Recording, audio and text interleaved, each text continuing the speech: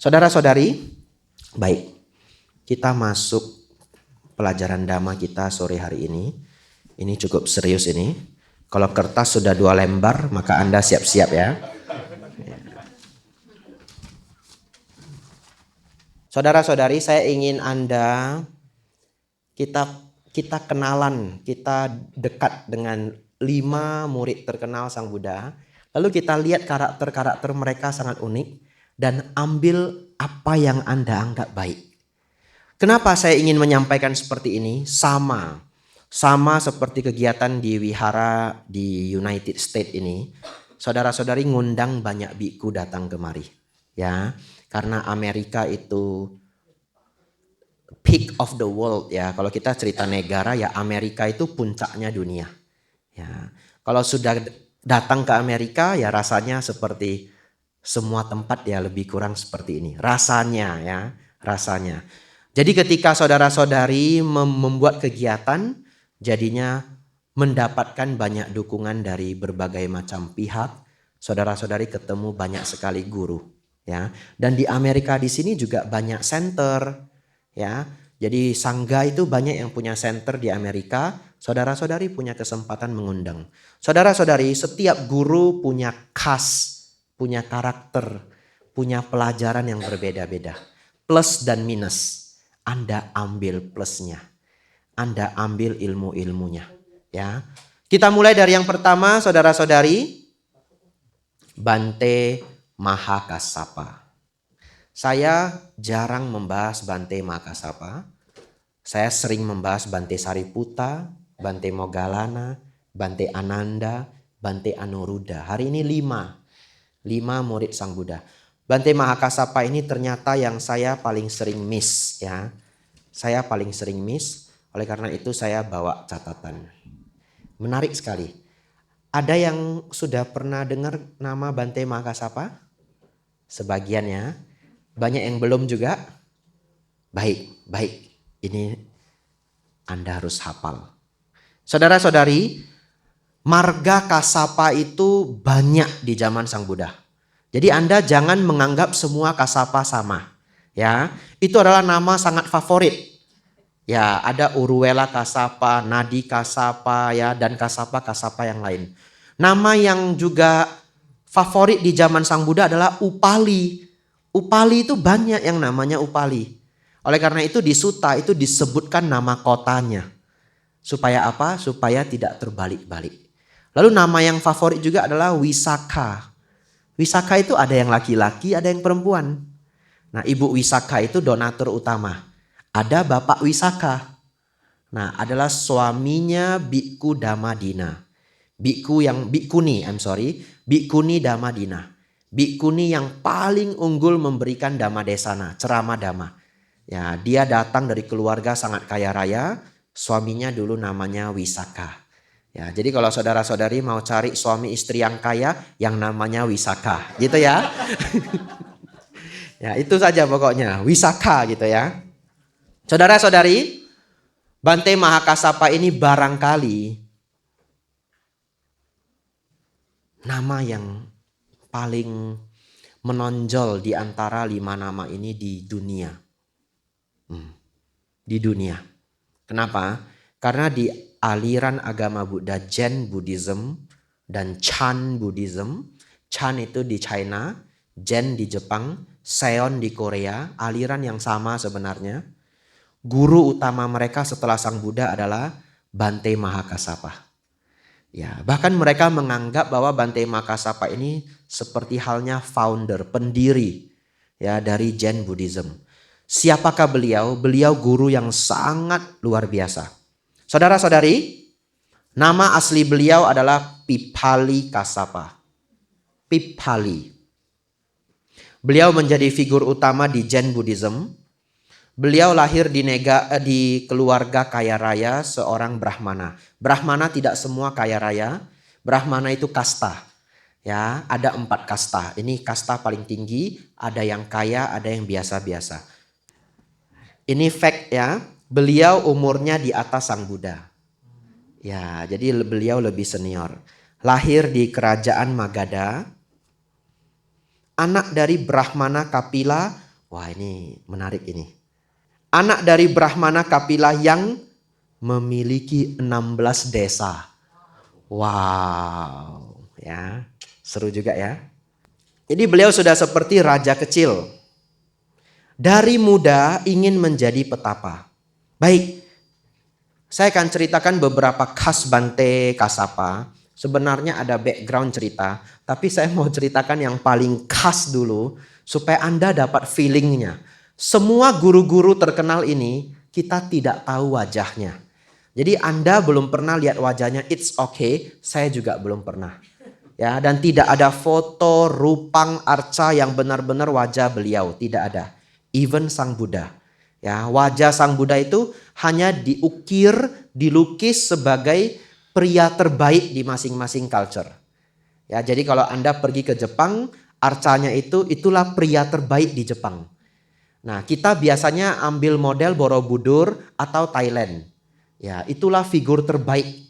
Jadi kita senang nyaman kalau kita melihat rupang Buddha itu Borobudur atau Thai. Kalau kita yang dari Indonesia. Ya, ini pun sudah sedikit perpaduan.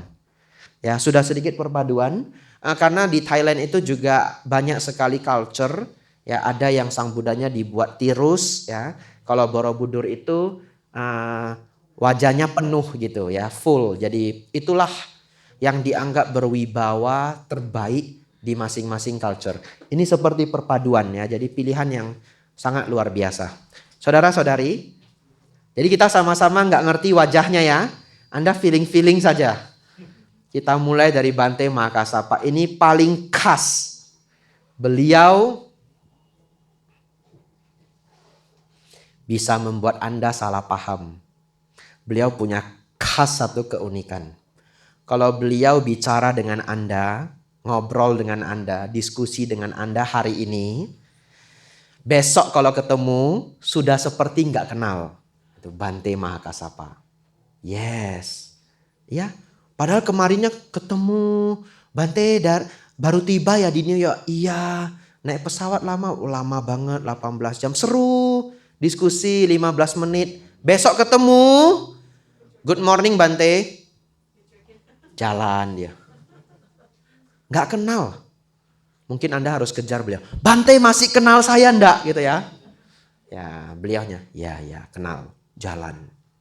Itu khas Bante Mahakasapa. Kenapa? Karena beliau tidak mau waktu beliau habis untuk hal-hal yang menurut beliau bukan praktik dhamma. Ya, itu khas beliau. Karena kalau setiap hari kenal satu orang, dekat satu orang, kenal satu orang, dekat satu orang, kalau 2 bulan kan jadi banyak. Berarti kan setiap ketemu discussion 15 menit, ketemu 20 menit. Nah itu yang dihindari beliaunya. Beliau hari ini kenal, besok sudah tidak kenal. Jadi entah kapan nanti saudara-saudari ketemu Bante seperti ini, jangan sakit hati ya. Anggap saja, oh Bante Mahakasapa Junior, gitu ya. Baik, yang lain saudara-saudari.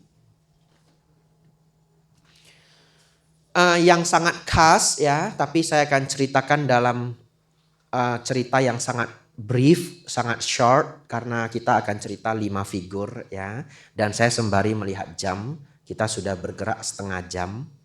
Ya, saya sambil melihat jam. Saudara-saudari ini very brief saja. Beliau itu tidak mau menikah ketika muda. Tidak mau. Padahal ayahnya punya 16 desa. Anda jangan lupa itu 16 desa ya. Zaman sekarang nggak usah 16 desa. 16 ruko kayak gini. Ya, ini bukan ruko, ini rumah ya. Kalau di Indonesia kan ruko. 16 rumah kayak begini, wah, dapat istri enggak sulit saya rasa. Ya, kita sudah cita-cita juga mau beli rumah Acim ini. Ya. Kalau sudah kebeli rumah Acim baru 2. Ya, 14 to go ya. 14 to go ya. Jadi 16 desa, you can imagine that. Itu luar biasa loh. Tapi dia tidak mau menikah. Dia mau jadi pertapa. Terus orang tuanya maksa. Anda familiar toh dengan dipaksa orang tua toh? Ini kan datang dari Indonesia kebanyakan ya. Dipaksa, kapan lu nikah? Ini kapan lu itu bawa pacar kemari or whatever. Dia tidak mau menikah. Lalu orang tuanya desak. Beliaunya kreatif. Beliau bilang, oke deh, saya mau menikah kalau wanitanya seperti ini. Dia ukir sendiri wanita yang super sempurna. Yes, kalau bisa dapat kayak begini, oke, saya mau menikah. Ternyata saudara-saudari, unik loh. Kalau dicari, ketemu juga. Ya, ayahnya ketemu seorang wanita yang wajahnya mirip dengan yang dia minta. Mirip dengan yang dia ukir. Mau tidak mau dia harus menikah. Karena sudah janji, gentleman. Jadi umur 20 dia menikah, istrinya umur 16. Tetapi ternyata dia dengan istrinya itu sehati ternyata sama-sama mau jadi pertapa. Kok bisa begini Bante? Yes, karena di zaman Sang Buddha 2600 tahun yang lalu, kepertapaan itu memang hal yang banyak diminati orang. Ya, mungkin kalau zaman sekarang itu seperti orang yang ingin jadi master degree, ingin jadi PhD degree. Gak semua orang mau, tapi populer, betul ya? Karena kita zaman yang mana semua orang pergi ke sekolah. Bisa paham maksud saya ya? Karena setiap zaman itu ketertarikannya berbeda. Ada zaman di mana semua laki-laki belajar silat di Tiongkok dulu. Nah, ada zaman di mana orang sangat spiritual. Itu zaman di India dan juga di Yunani yang mereka sebut berfilosofi. Ya, jadi zaman itu banyak orang yang ingin jadi pertapa. Mereka akhirnya sepakat, akhirnya in the end of the day sama-sama jadi pertapa di dua tempat yang berbeda. Saudara-saudari, inilah kisah Bante Mahakasapa. Anda sudah bisa punya bayangan. Beliau dipuji oleh Sang Buddha sebagai biku yang, ini gelar beliau, di antara semua biku, semua yang praktek kepertapaannya paling keras. Yes. Dan Sang Buddha mengatakan bahkan lebih keras dari Sang Buddha setelah Sang Buddha mencapai Nibbana. Setelah Sang Buddha mencapai Nibbana, ya. Tetapi ketika Pangeran Siddhartha menjadi bodhisatta, beliau menjalani kepertapaan yang sudah paling berat yang bisa dijalani semua pertapa di seluruh dunia. Penyiksaan diri yang beliau jalani itu sudah yang highest level. Tapi setelah beliau mencapai kebudaan, beliau banyak mengajar. Sedangkan Bante Mahakasapa, beliau sudah mencapai arahat. Seorang Buddha juga arahat. Beliau tetap menjalankan praktek-praktek dutangga. Ya, inilah yang hari ini ingin saya sampaikan, vocabulary tambahan dutangga. Yang dalam bahasa Thai mereka menyebutnya tudong. Yang kemarin jalan berbulan-bulan sampai ke Indonesia. Ya, tapi itu istilah tudong itu sudah tidak semuanya pas dengan di sini, tapi at least Anda mengerti dari mana istilah tudong itu muncul. Jadi kita bisa menyebut biku tudong yang artinya biku yang tidak menetap di wihara. Tapi belum tentu dia ambil semua praktek dutangga. Setelah ini saya akan kasih tahu apa itu praktek dutangga. Ya, tetapi akan ada biku hutan yang praktek dutangga tapi dia tidak berpindah-pindah tempat. Jadi istilah dutangga di Thailand, tudong sudah punya dua makna. Kita ambil makna yang di Tripitaka. Saudara-saudari, inilah 13 praktik dutangga. 1, memakai jubah dari kain pembuangan. Pangsukula Ciwara. Ya. Jadi kalau misalkan hari ini saya memilih untuk Pangsukula Ciwara, saya tidak bisa terima dana jubah. Ya. Terus Bante, di mana nyari jubah yang dibuang orang? Mana ada? Betul ya? Di zaman India kuno ada. Saudara-saudari tahu di mana? Tempat pembuangan mayat. Jadi mereka ambil kain pembungkus mayat, dikumpul-kumpul terus dijahit. Ya, itulah effortnya kalau orang zaman dulu ingin menjadi biku dan dia tidak punya jubah, tidak ada yang mau support karena kain di zaman itu sangat mahal misalkan, tidak dapat donatur, dia cari kain sendiri di tempat kuburan, ya, di kuburan-kuburan atau tempat pembakaran mayat. Kain dikumpulin, dijahit. Saudara-saudari, yang kedua, hanya memiliki 3 jubah. Tapi 3 itu bukan 3 set. 3 itu adalah sarung satu. Saya ada sarungnya di dalam. Jubah luar. Ya. Dan jubah dalam. Berarti 1 set tok. Ketika Anda berdana itu sudah dibungkus petak begini. Ya. Di mana jubahnya? Nah di situ ya. Itu dalamnya lengkap. Sarung, jubah luar, kain bahu. Kain bahu bahasa palingnya angsa. Nah ini namanya angsa, bahu. Ya, jadi hanya 1 set itu. Sulit saudara-saudari. Kenapa sulit? Kalau dicuci kan harus ditungguin. Iya, kalau dicuci harus ditungguin. Nah jadi sulit. Ya, tapi ada yang praktek seperti itu. Yang ketiga, bergantung pada pindah patah. Jadi tidak terima dana makan di rumah. Ya, hanya menerima dari pindah patah. 4, makan hanya sekali. 5, makan hanya dari bowl. Kita sudah 5 ya. Saudara-saudari harus ingat, seorang biku yang praktek dutangga, dia bukan berarti ambil 13 ini semua. Karena ada yang nanti kontradiktif. Anda hanya bisa ambil 1, nggak bisa ambil yang lain. Ya, kita sudah 5. 6, tidak memilih makanan. 7, tinggal di hutan. 8, tidur di bawah pohon. Ya, tinggal di bawah pohon ini berat. Ya, karena kalau cuacanya dingin, itu dingin sekali. Kalau Anda mau tinggal di bawah pohon, pulang saja ke Indonesia.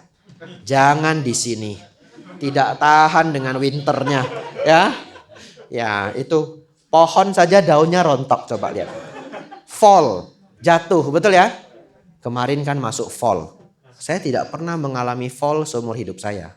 Ya, saya pernah ke satu negara yang -3 derajat Celcius dulu sudah lama. Tapi itu bukan fall, ya itu winter di negara itu. Fall ini my first time come to a place yang punya fall. Jadi kemarin ini fall dan dingin banget ya. Ya, seminggu yang lalu kan dingin sekali. Belum ya? Ya, saya sudah menganggap dingin sekali. Semuanya ngasih tahu saya, belum Bante. Belum Bante. Saya sedih juga. Saya sudah sedingin ini loh. Anda tahu saya sedingin apa? Itu heater portable. Dicolokin kan keluar penghangat panasnya ya. Saya duduk di sampingnya gini. Sambil kedinginan. Saya mikir, oh ini kayak di TV-TV. Di sebelah perapian. Gitu toh. Ternyata sedingin itu bagi badan saya. Mungkin tidak bagi badan Anda. Karena Anda sudah bertahun-tahun di sini. Dan Anda sudah punya senjata lengkap. Apa senjata lengkap? Base layer, medium layer. You have everything, betul ya? Kalau ini kan my first experience gitu. Saya nggak tahu kalau akan sedingin itu. Nah, saya buka itu heater, udah maksimum. Sampai saya cek beberapa kali. Maksimum lebo ini ya, gitu ya. Udah maksimum belum? Semua sudah maksimum. Ditungguin sudah hangat. Sebelahnya gini. Oh, ini kayak di TV-TV ya. Apakah di sebelahnya chimney atau di sebelahnya ya fireplace ya, chimney itu atapnya ya. Ya, fireplace atau di stove ya. Ini ya, anak kecil bacanya di TV-TV gitu. Nah, oh ini seperti ini. Nah, terus saya jalan keluar, pantesan daunnya jatuh semua. Anda tahu kenapa daunnya jatuh? Pohonnya kedinginan saudara-saudari. Jatuh semua. Saudara-saudari, kita lanjut ya. Tidur di bawah pohon. 9, tinggal di tempat terbuka. Nah ini amsyong ini ya. Siap-siaplah Anda mau dutangga ya. Ini nomor 9, tinggal di tempat terbuka. 10, nah ini juga kasih Anda pengetahuan kenapa para biku senang ke tempat ini. Karena ini praktek para biku. Nomor 10, tinggal di kuburan. Ya, karena ini part of dutangga. 11, tidak berbaring untuk tidur. Ini berat ya, tidak berbaring untuk tidur. Nomor 12, berpindah-pindah dan tidak tinggal di satu tempat. Nomor 13, tinggal di tempat yang ditetapkan. Jadi kalau udah ditetapkan di sini, tidak pergi lagi. Ya, jadi kalau ambil dutangga New York misalkan, nggak pergi lagi. Ya, di sini terus. Ada 13 saudara-saudari, Anda sudah melihat bahwa ada yang kalau Anda melakukan A, Anda nggak bisa melakukan B ya. Seperti yang nomor 12 itu berpindah-pindah dan tidak tinggal di satu tempat. Sedangkan nomor 13 tinggal di tempat yang ditetapkan. Saudara-saudari, inilah 13 praktek dutangga. Bante Mahakasapa walaupun telah mencapai tingkat arahat, beliau masih mempraktikkan dutangga. Saudara-saudari, ternyata sudah 40 menit ceramah kita. Saudara-saudari, nomor 2. Nomor 2 dan nomor 3 saya gabung ya. Bante Sariputa dan Bante Moggallana. Siapakah dua beliau ini? Beliau adalah biku yang biasanya ada di altar. Jadi sepenting itulah beliau ya. Satu di sebelah kanan, satu di sebelah kiri. Di sini tidak ada ya. Tapi di beberapa wihara ada. Saudara-saudari, yang di sebelah kanan adalah Bante Sariputa. Yang di sebelah kiri Bante Moggallana. Sebenarnya Bante Sariputa itu bukan nama aslinya, tapi itu nama ibunya. Sariputa kan artinya putranya Ibu Sari. Ya. Nama aslinya adalah Upatissa. Ya, Upatissa. Bante Moggallana juga nama aslinya adalah Kolia. Ya. Saudara-saudari, sebelah kanan Sang Buddha adalah Bante Sariputa. Beliau adalah murid paling bijaksana setelah Sang Buddha. Jadi second wisest person di dalam Sangha, komunitas Buddhism Sang Buddha, komunitas Buddha Dhamma. Yang sebelah kiri Bante Moggallana adalah yang paling sakti.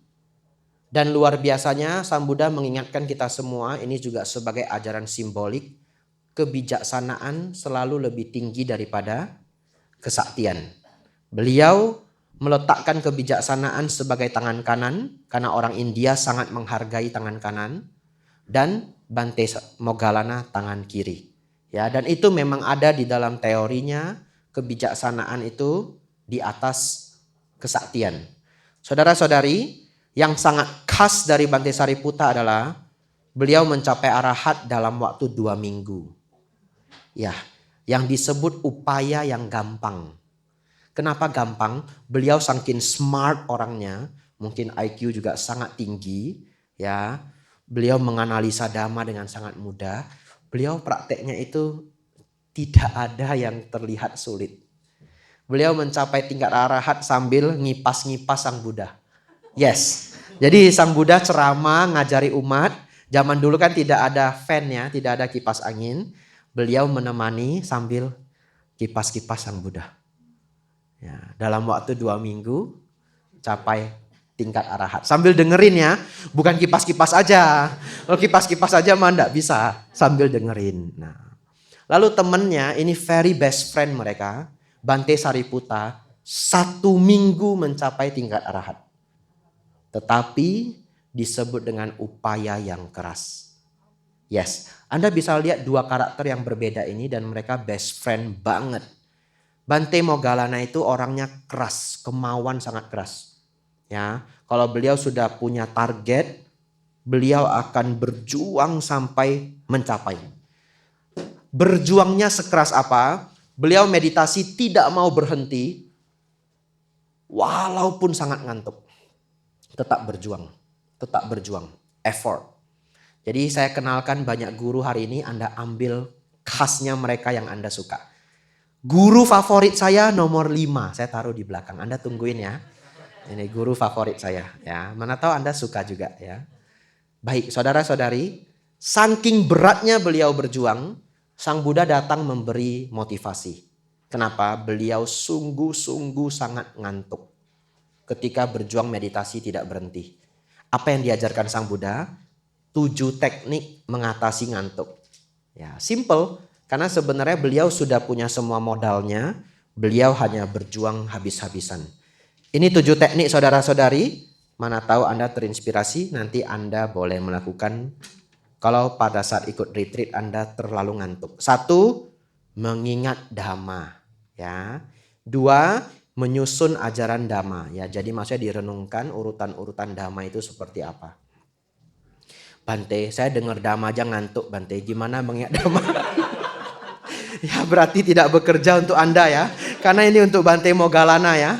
Anda skip dah nomor 1 dan 2 ya. Langsung ke nomor 3. Nomor 3 apa? Menarik telinga dan mengusap wajah. Ya. Jadi kalau Anda lagi ikut retreat, nanti akan ada, percaya saya. One day Anda ikut retreat ya, entah di depan, entah di samping, dia bolak-balik gini.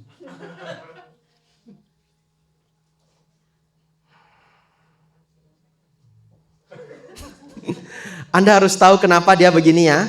Karena ngantuk. Ya, menarik-narik telinga. Mengusap-ngusap wajah, narik-narik telinga. Habis makan siang juga ngantuk.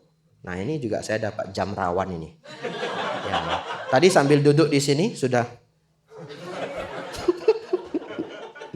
Cuma saya nggak gini-gini ya. Malu juga direkam gini-gini. Ya, jadi mengusap wajahnya elegan. Tegak lagi. Ini perjuangan saya dari dulu. Sengantuk apapun saya, kalau saya di depan umat, saya tidak akan seperti ini. Anda tidak akan menemukan saya seperti ini.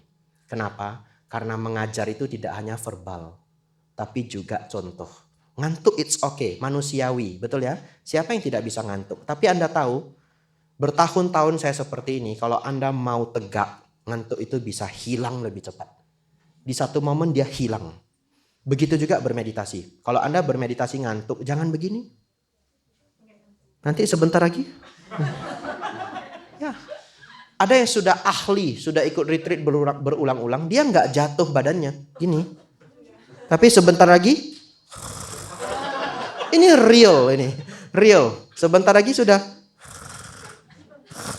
bangun. Jadi kalau saya meditasi, sengantuk apapun, saya tetap akan seperti ini. Apakah sebagai instruktur atau tidak? Tidak sebagai instruktur juga begitu. Kalau bergabung dengan para biku, saya yang paling junior, saya tetap begitu. Apa yang terjadi? Kalau Anda ngantuk, Anda akan begini. Karena Anda punya willpower. Saya tidak mau nunduk. Jadi automatically seperti itu. Refleks. Dia jatuh sebenarnya.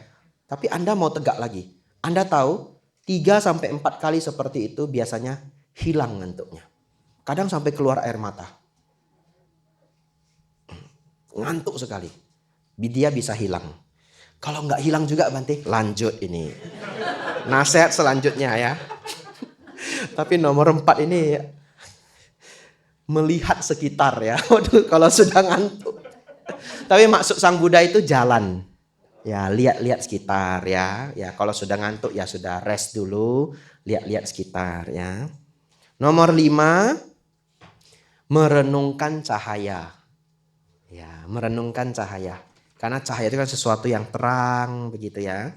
Anda juga bisa melihat bintang ya. Itu juga salah satu tekniknya. Nomor 6, meditasi jalan. Ya, kalau sudah ngantuk banget jalan. Tapi ingat saudara-saudari, ini Sang Buddha ngajarkan kepada Bante Moggallana ya. Ajaran Sang Buddha itu case to case. Ya, belum tentu si A sama dengan si B. Tapi Anda bisa terinspirasi. Bante, tetap tidak sanggup Bante. Saya pernah Bante ikut retreat. Disuruh bangun jam 3 Bante. Saya biasanya bangun jam 9 Bante. Itu pun sudah bohong-bohong sedikit. Jam 12 kadang. Nah, misalkan ya. Ini disuruh jam 3 pagi bangun Bante. Baik. Apanya? Nah, kalau sudah ngantuk sekali, tetap tidak bisa. Anda masuk nomor 7. Silahkan berbaring sejenak. Ya, ini dilakukan oleh Achan Brahm yang saya dengar. Orang ikut retreat beliau ngantuk tidak tertahankan, dia izinkan untuk istirahat dulu. Ya, tidur dulu nanti baru kembali. Karena kan ada orang yang kerjanya memang malam, ya. Dan circadian rhythm setiap orang itu genetically berbeda-beda. Ada bukunya, ada yang disebut dolphin, ada yang disebut owl. Ya, dolphin itu tidur, bangun, nanti dia mau nap, tidur sebentar, bangun. Malam dia tidur sebentar, bangun dia kerja gitu. Orangnya unik. Lalu malam dia hanya tidur 4,5 jam. Jadi dia tidur sepanjang hari sedikit-sedikit. Ada yang malam dia terang sekali. Ya. Tidurnya pagi itu owl ya, ada beberapa kriteria, saya pernah baca bukunya. Tapi saudara-saudari yang nomor 7 ini berbaring dalam posisi singa. Ya, berbaringnya seperti begini. Ya, jadi tidak tidur gitu. Just take rest. Saudara-saudari, Anda sudah kenal 3 Bante, ya. Bante Moggallana, Bante Sariputta. Bante Sariputta, kipas, kipas, kipas, capai arahat. Bante Sariputta sangat amazing. Sebenarnya banyak suta-suta yang langsung ajaran beliau, tapi tidak saya angkat hari ini. Ya, jadi saudara-saudari, silakan Anda pilih mau seminggu capai arahat, susah, atau mau 2 minggu kipas-kipas capai tingkat arahat. Ya, saya yang gampang saja. Anda silahkan duluan ya. Telat seminggu enggak apa-apa. Waduh, telat seminggu enggak apa-apa. Ya, saya pilih upaya yang mudah. Yang penting capai tingkat arahat ya. Saudara-saudari, nomor 4. Ini baik Anda tiru. Sangat baik. Ya, khasnya beliau, Bante Ananda. Bante Ananda. Ya. Semua parita yang kita baca ini banyak adalah kontribusi beliau. Ewang me sutang. Demikianlah yang saya dengar. Itu kalimat Bante Ananda. Ya, Bante Ananda adalah sepupunya Sang Buddha dan beliau juga seorang pangeran. Orangnya sangat lembut, sangat baik. Beliau seperti antonimnya Bante Mahakasapa kalau kepada umat. Yes. Beliau kepada umat itu sangat ramah, sangat baik. Ya, Bante Ananda. Saudara-saudari, ada khas dari beliau adalah Sang Buddha itu punya 2 asisten, ya, kalau saya tidak keliru 2, sebelum ganti ke Bante Ananda.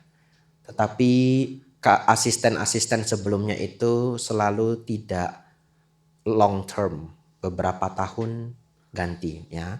Dan beliau awalnya ya tidak ada asisten, cuma semakin hari kan semakin senior, semakin tua ya, melakukan sesuatu semakin sulit.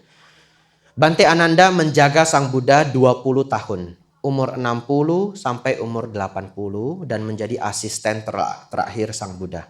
Bante Ananda juga akhirnya mencapai tingkat arahat, menjadi salah satu murid unggul Sang Buddha. Saudara-saudari,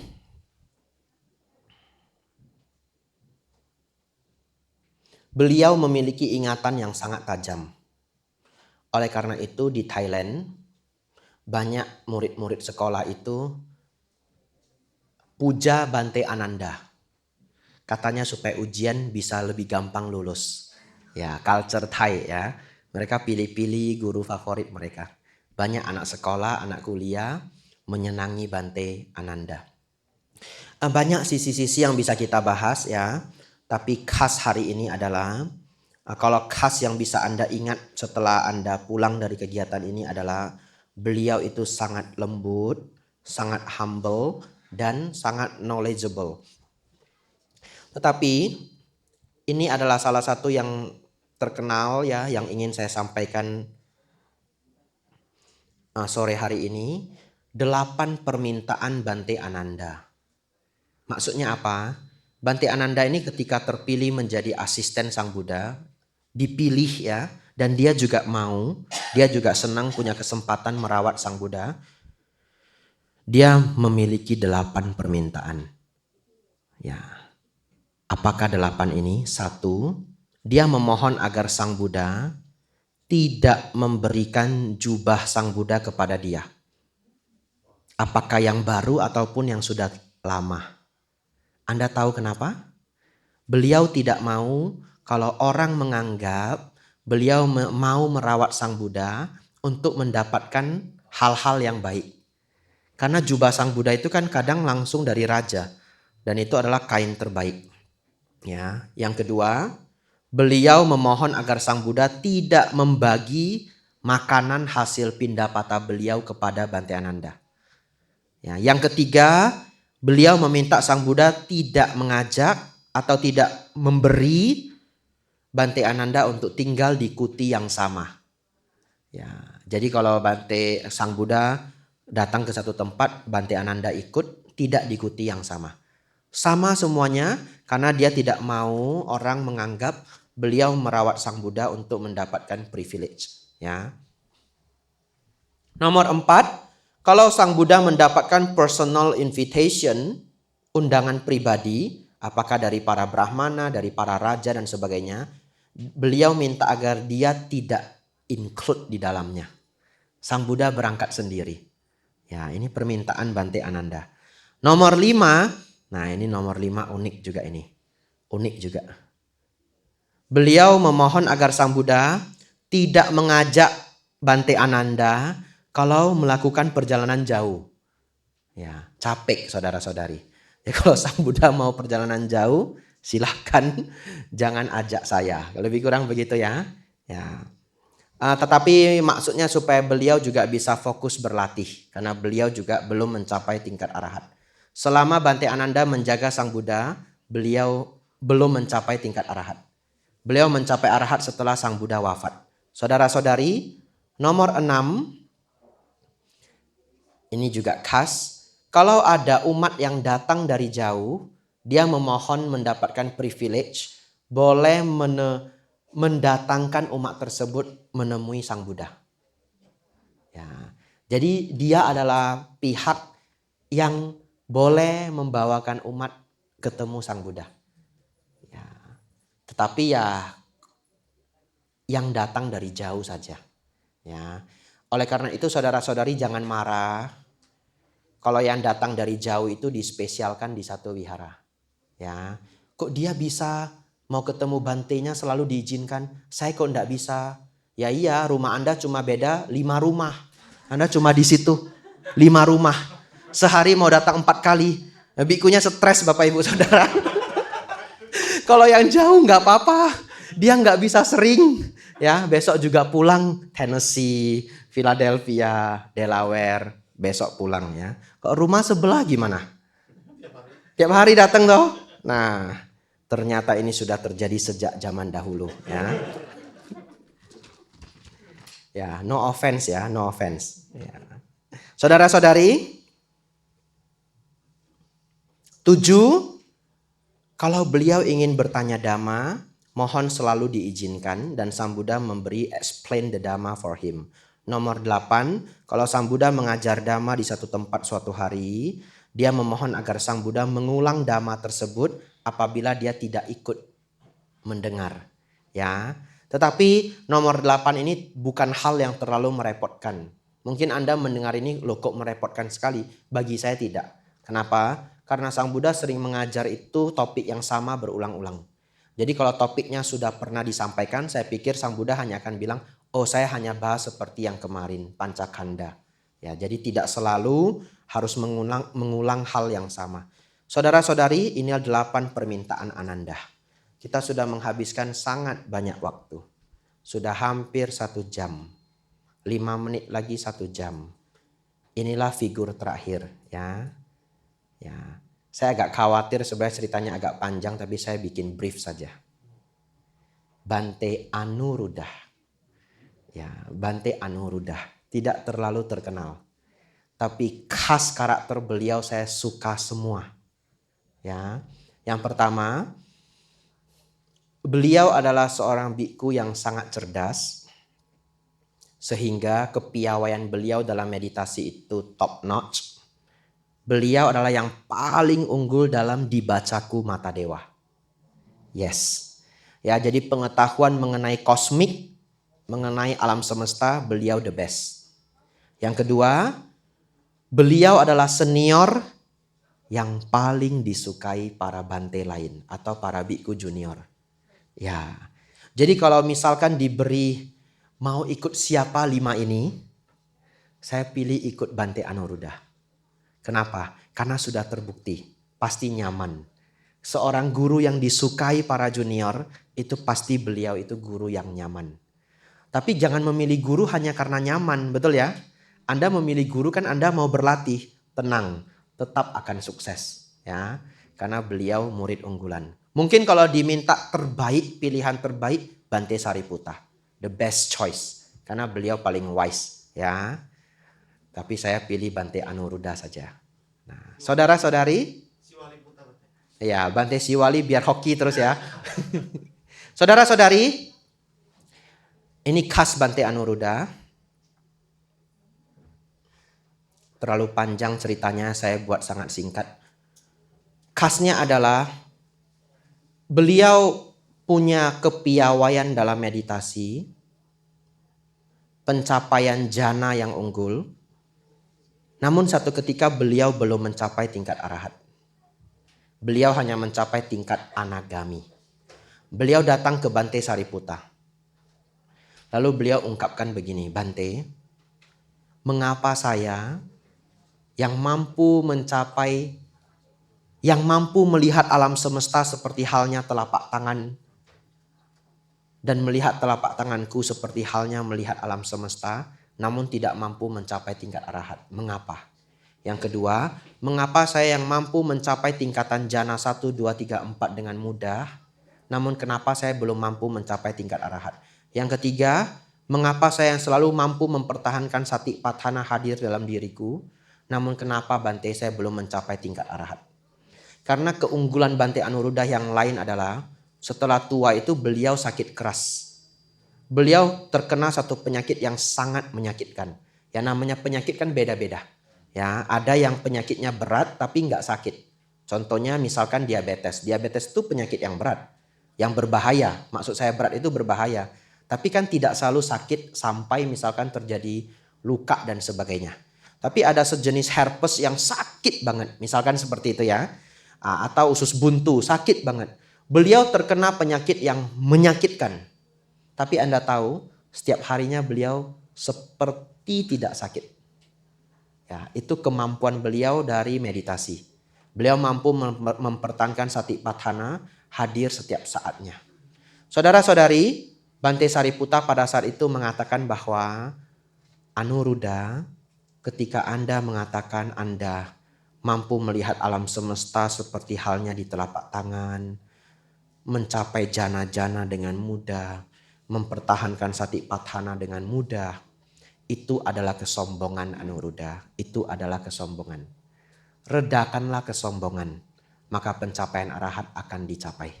Ya, jadi ini minusnya Bante Anuruddha, orangnya sedikit sombong.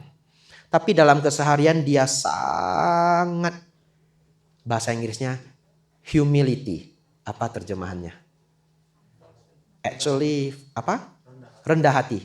Ya, itu rendah hati kepada semua orang, tapi ini masalah ego dalam diri. Anda bisa bedakan ya? Ngerti maksudnya ya?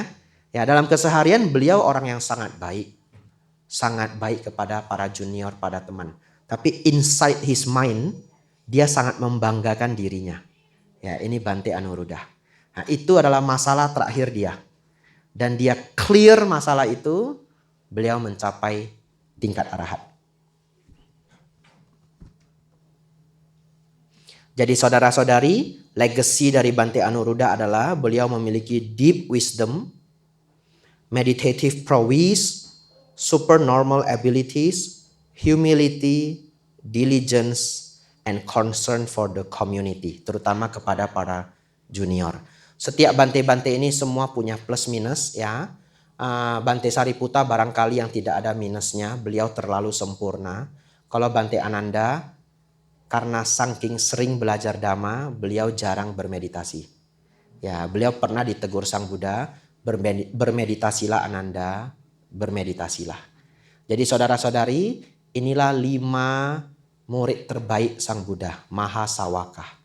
Bante Mahakassapa, Bante Moggallana dan Bante Sariputta, Bante Ananda, dan Bante Anuruddha.